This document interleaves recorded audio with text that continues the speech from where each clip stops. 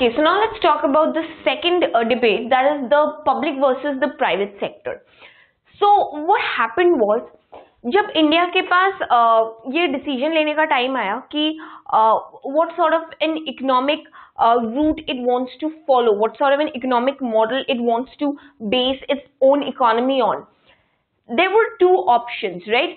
We might have talked about this earlier. So India was to choose between the socialist model and the capitalist model of development. But then, history tells us that both of those models have their own flaws. Neither of them is perfect, and they all have their own benefits and their own problems associated with them. So you cannot really weigh in that one is better than the other, right? Even though the ministers that we had in Congress and our national leaders, even though they were more inclined towards a socialistic pattern of the society, but then the economic model didn't want to be one of those two. So we decided to go with a mixed economic model, one which most countries of the world follow this to this date. So what happens in the mixed economic model is that you take certain things from the socialistic model, and you take certain things from the capitalist model, and you take the benefits of both of those two models, and you try to avoid the problems associated with either of them, right? So this was the kind of economic pattern that India was to be based upon. Now, one thing that combines, two of those models, this mixed economic pattern, it kind of invited criticisms from both the political left and the political right. So, as with politicians, they have an opinion about everything, and since we're sort of trying out a mixed economic model, and we're trying to get the benefits of both the models and try to avoid their problems and whatever drawbacks they had associated with it, a lot of people had a lot of criticisms about anything that was related to either of the two patterns, right? So this was basically about the role of the government. The public versus private sector debate basically talks about कि government कितना intervene कर रहा है, उसको कितना intervene करना चाहिए, और कितना उसको it should take a side seat, it should take a back seat, and it should let the private sector do its thing. So the argument is regarding the role of the government. Now these are the these are the arguments of the people who thought that the government was being way too much involved, who wanted the role of the state to be more controlled and more limited than what it was. And these are the people who think that the government was not doing enough, who thought that the state ought to intervene more in what was happening in the economy, and not so much should be left to private actors. So we'll start off with this one. Now these were people saying that the government is involving way too much. So let's see what they argue. The first thing is that the private sector did not get enough space or stimulus to grow. So the first thing is because of the involvement, the excess involvement of the government, because of the government's intervention and its practice of trying to control everything, because of the intervention of the state and almost everything, the private sector did not, because it needed space to grow, it needed to do its own thing, and it needed that it should be able to go forward with its own plans and with its own structures without an external pressure. So because the state was so because it was prying on everything that was happening in the economy, according to these people, so the private sector, that is why it could not get enough space to grow, could not get enough space to develop, and because they were not allowed so much of freedom to be able to exert their own influence in the economy, right? So that is the first point. The second point is systems of licenses and permits for investment. अच्छा, investment में क्या होता था उस वक्त कि if you're a businessman or if you're an industrialist, right? If you want to suppose you want to build a factory, build a new factory, or you already have a factory and you want to extend it, right?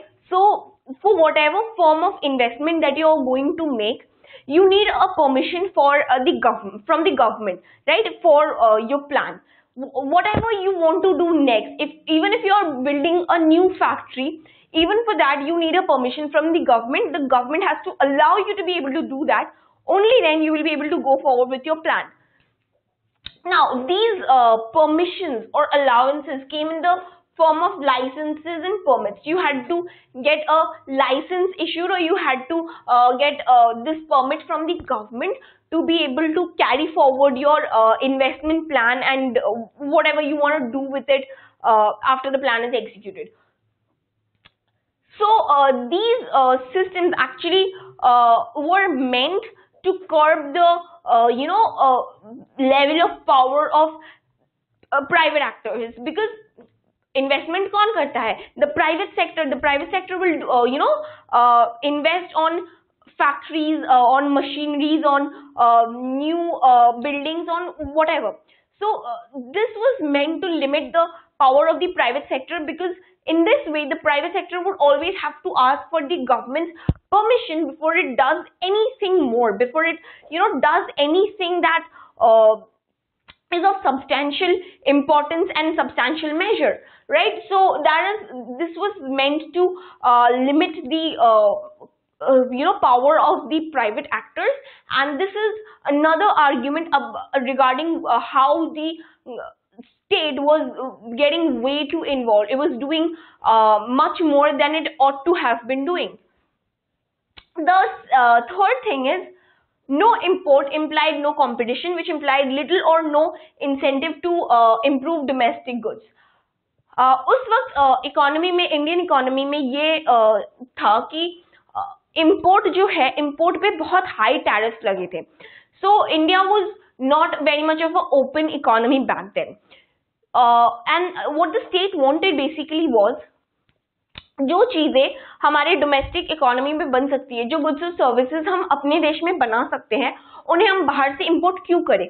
उन्हें हम यहीं पे बनाएंगे ताकि domestic industries जो है वो grow कर सके, वो डेवलप कर सके, और so that it would help the economy, the domestic economy to prosper. और अगर हम बाहर से import करते हैं इन चीजों को, so a lot of people might favor, a lot of Indian consumers might prefer the international, the imported goods over what is being produced in the economy. And the government didn't want this to happen, because they had high incentives to let the domestic economy grow. So they put high tariffs and duties on imports, right? So this discouraged imports, and there wasn't much import from outside into the Indian economy. And what happened was, जो भी goods और services बन रही थी वो सिर्फ वही domestic industry से बन रही थी, वही लोग जो people who were operating within the country, because and then what happened is that it's just that these industries which are operating within the economy, these are growing fine, these are getting a chance to prosper, these are having their hands into the Indian market. They have such a large range of consumers, so it was quite obvious that whatever they were manufacturing, or whatever they were creating or producing, would get sold, because there was little competition in the economy. Not a lot of industries were there, and whatever foreign industries were there, they were not allowed to export their products into India, right? So this is the reason why there was little competition for the domestic industries, because they knew that they have the Indian consumers at their disposal. They knew that their goods would get sold no matter what, at least a major portion of it. So no import, that is why implied no competition, because there were very few domestic industries to start with, and no competition implied little or no incentive to improve domestic goods. So because there was no competition, and because these domestic industries which were operating within the economy, they now took this for granted because they don't have an incentive to improve the quality of their goods. उनको पता है कि जो वो लोग बनाएंगे वो चीज बिकेगा जरूर, तो अब उनके पास, और अगर कंपटीशन होता किसी तरह का, तो they would try to improve their own product ताकि वो ज्यादा बिके, ताकि वो ज्यादा चले और लोग उसको ज्यादा पसंद करें. बट यहाँ पे कोई कंपटीशन ही नहीं है. People have taken this for granted कि हाँ जो व्हाटएवर वो प्रोड्यूसिंग, ये चीज तो बिकनी है ही. And it didn't mean that they tried making something which is not really efficient to use, but even then there were scopes of improvement which wouldn't happen because people had no incentive to improve their products, and obviously improvising things meant the cost structures would go higher up and they would have to spend more money, and then they would lose a part of their profit margin, and they obviously didn't want to do that because again there was no competition and they had little incentive to they had nobody to fight, right? So they had little incentive to improve their products. This was again another argument about the role of the government, because it was the government who had decided that we will discourage imports into the economy and we will make sure कि हमारे देश में जो भी चीजें बन सकती है वो हम अपने देश में ही बनाएंगे और उन चीजों को हम बाहर से इंपोर्ट नहीं करेंगे, क्योंकि हमें अपने डोमेस्टिक इंडस्ट्रीज को इम्प्रूव करना है.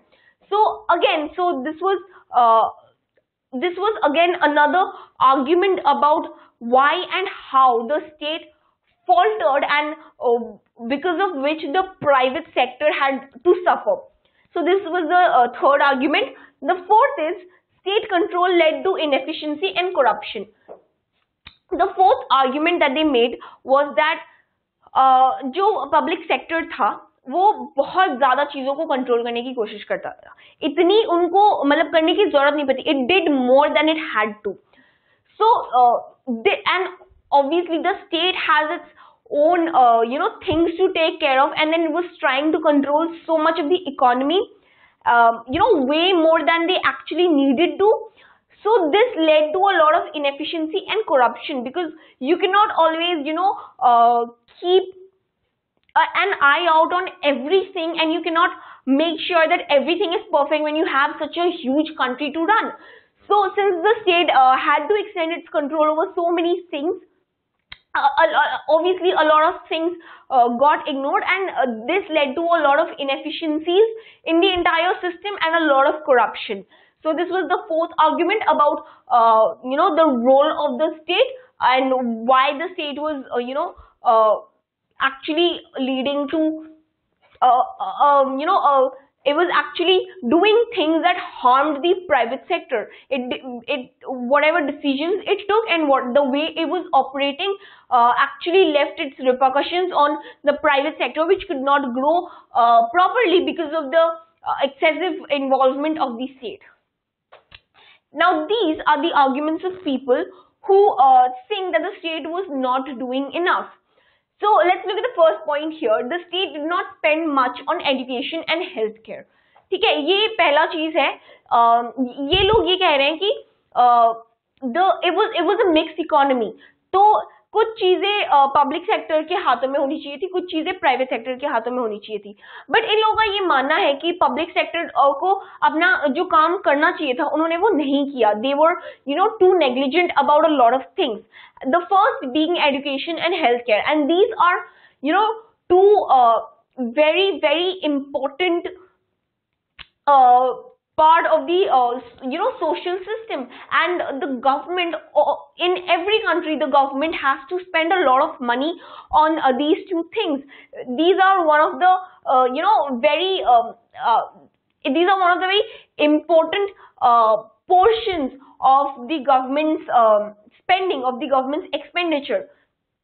And according to a lot of people, the state did not spend much on these two things. They spent less than what they should have. So that is the first point. The second point is it helped the private sector to make profit. So a lot of people also think that जो private sector था उसको इतना ज्यादा profit इसलिए हुआ because the state was constantly being involve and it constantly made sure that the private industries were protected, because like we studied earlier, it wanted to discourage imports so that every good that can be produced in the economy gets produced in the economy, and the domestic producers face no competition. So this was perceived by a lot of people as the way for the state to make sure that the private sector earns a lot of profit. This was a move to protect the private sector, right? So that is the second point. The third point is, did not help the poor. Poverty did not decline. So a lot of people argue regarding this, that while the planning and the policy implementation thing was going on, हमें basically poverty को eradicate करना था. That was one of the prime objectives of the government, right? But while the state was, while there were debates going on in the country about the, in the role of the state and its involvement, and so what happened was, the state was trying to make the domestic economy grow by discouraging imports, and was trying its best that the domestic economic players come up and they reboost the economy, they vitalize the economy, and we do not have to always depend on foreign imports of important items. But then in this entire process, a lot of poor people felt ignored, and they felt like the government is not really doing anything to benefit these people. And also, if we look back, the poverty did not decline so much, even though the proportion of the poor declined, but their numbers were going up, because because it depends on how you define poverty and how you measure which person is poor and which person is not, and that measurement kept differing from time to time.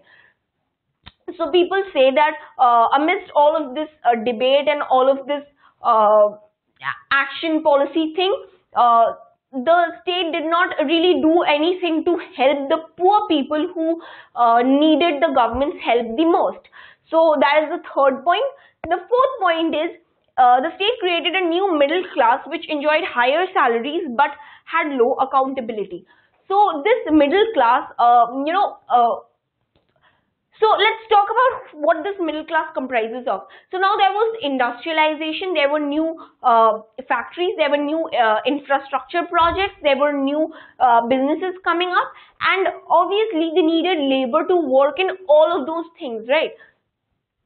So a bit of skilled, unskilled labor, people who were moderately educated.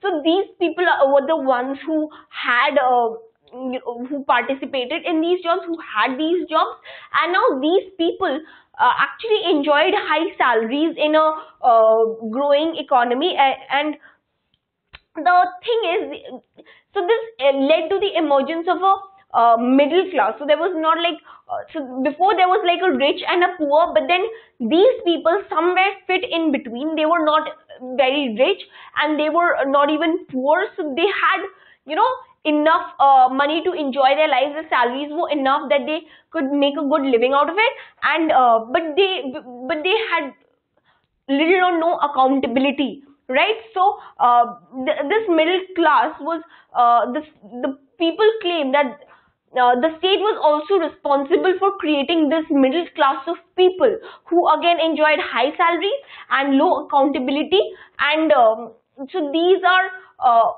all the things that the state is responsible of doing or of not doing. And that's all that there is to the debate between the public versus private sector, which we should basically look at as the role of the state, or how different people wanted the role of the state to be and how they perceived the government's involvement in various things.